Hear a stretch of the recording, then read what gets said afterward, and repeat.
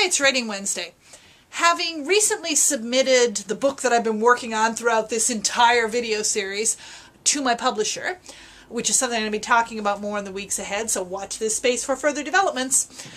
I'm going to be entering into a period of my writing life when I'm not actually going to be writing a lot. After I finish and submit a book, I don't usually plunge immediately into a new project the next day, and I realize to some writers this is bad practice.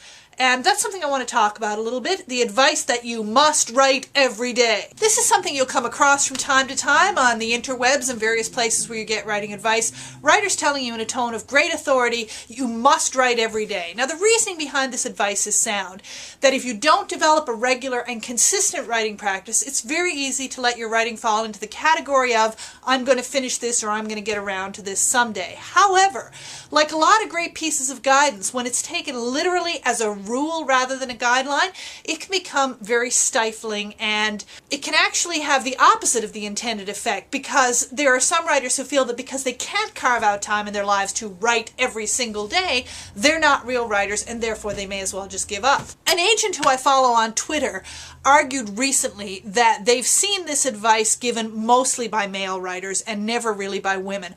I haven't done a study to find out if it's true or not, but I think there's somewhat of an argument to be made that male writers are more likely to be invested in the idea of full-time writing and less likely to be juggling kids, housework, and a day job than a lot of women writers are. Again, that's a sweeping generalization. And I do know women writers who write every day. I know women writers, friends of mine, who get positively cantankerous and antsy if they don't have a new project to work on as soon as the old one is finished.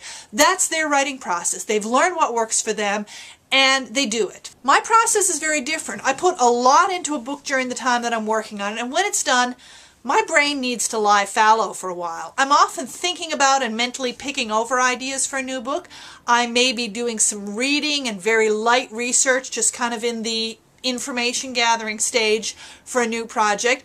But there are long stretches, weeks at a time, sometimes even a couple of months at a time, when I'm not writing in between one project and another, or even in between stages of the same project. For me, this works. Probably the only time it hasn't worked, and the longest time I've gone without working on a new project, was the year or so before I started this video series and before I started this current book, when I really had gone without working on a new project for so long that it was starting to feel like a loss in my life and something negative. But I recognize that. I knew that within myself. And I really think as a writer, it's one more area where you have to learn to trust your own instincts. If writing every day is something that you have to do either for your sanity or in order to keep your practice consistent, and it's something that you can carve out space and time in your life for, then by all means, write every day. Don't let me stop you.